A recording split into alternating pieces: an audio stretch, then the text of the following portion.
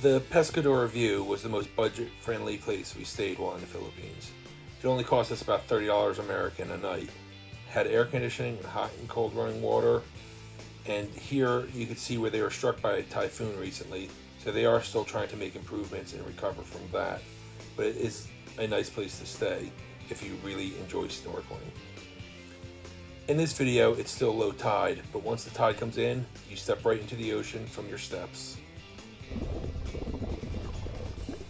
Right here where I'm taking this video is probably less than 50 yards from the steps of our front porch. You could actually probably walk out to where this turtle is.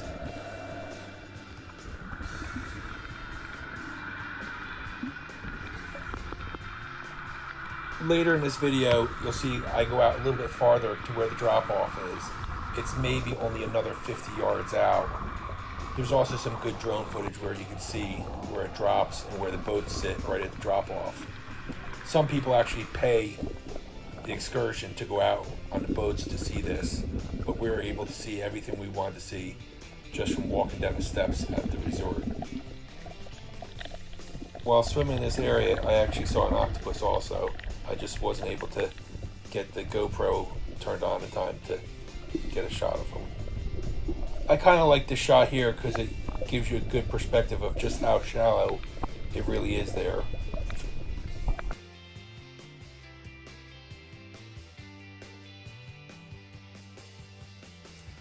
That flight of steps you see at the top of the screen are the steps that lead directly up to the patio in front of our room.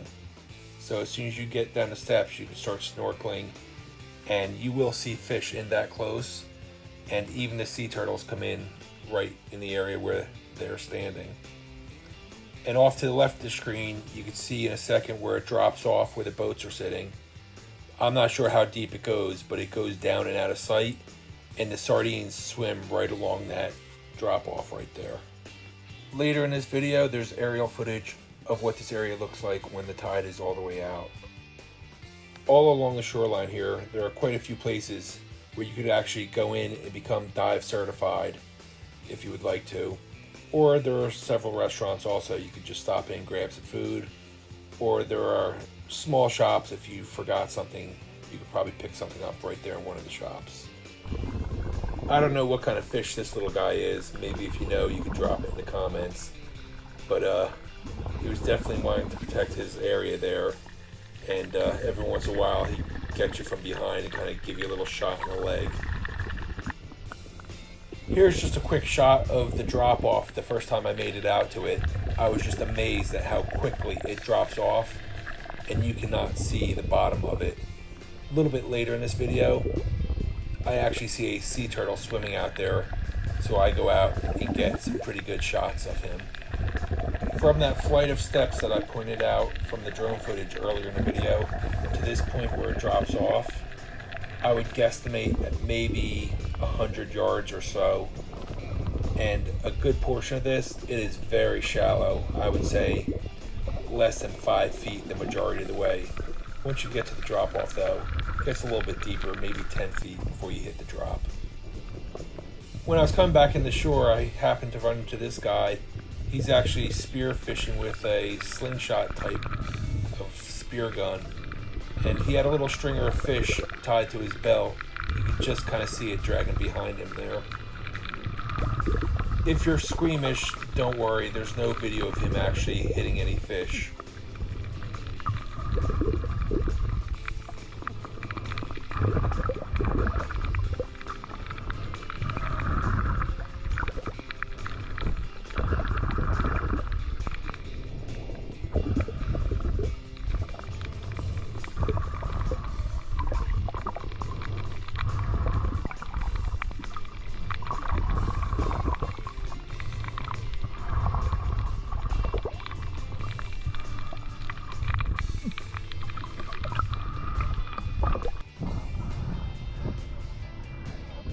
Here, I was just swimming out to the drop-off because I saw that blue starfish I wanted to get some video of.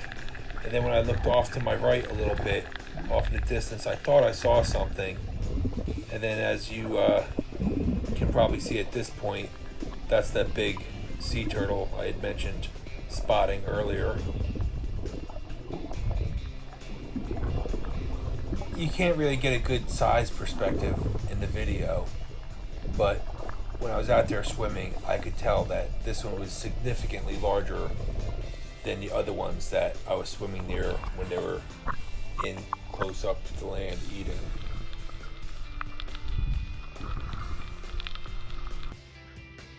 And just like this, we made a new best friend. Other dogs were being mean to him, and he saw us walking. He just kind of like hooked up with us, and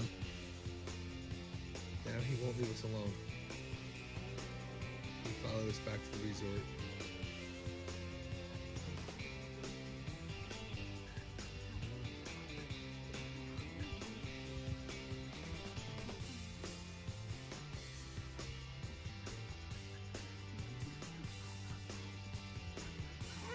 Yeah.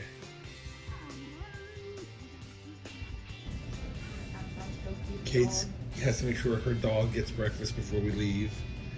Mary's over here greasing her feet. And we're getting ready to go to swim with whale sharks. And then after that, go canyoneering. So this may be the last time you see us.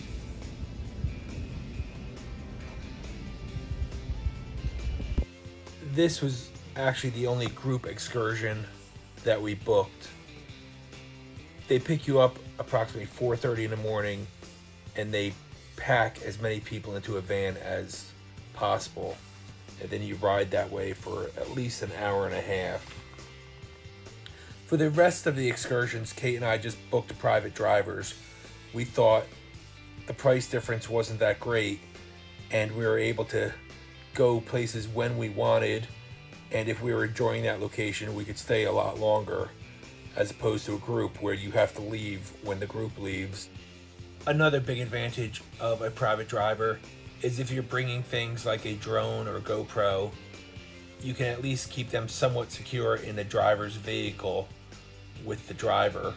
When you're in a group, there's no place to keep your equipment, and at times you just have to leave it sitting somewhere and hope for the best.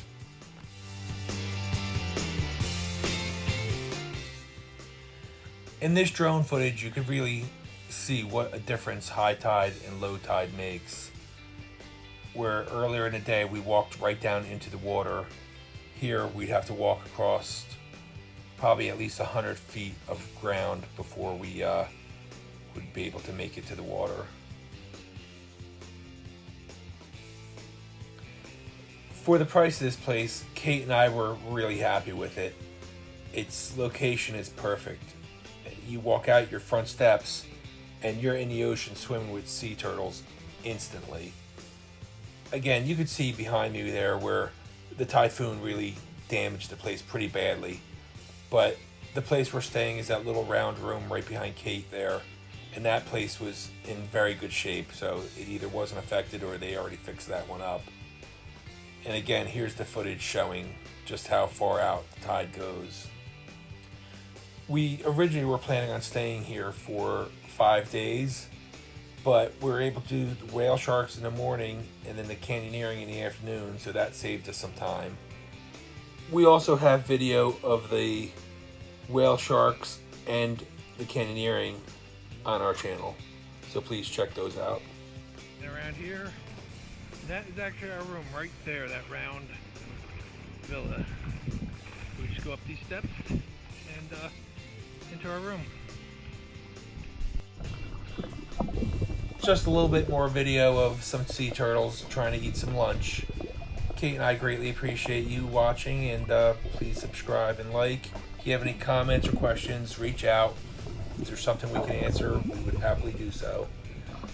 And I'd just like to say, at the end of the video, this sea turtle there, I don't know who the two guys were that were near it. I personally feel like they were a little too close. I mean, the poor little guy's just trying to eat some dinner there, and I just felt like they were annoying it a little bit more than they should have. So as far as that goes, I don't know who they were, but you know, it's everybody's choice, I guess. It's just I felt like they were bothering a little more. Maybe they should have just given the little guy some distance to eat his lunch. Again, thanks for checking us out.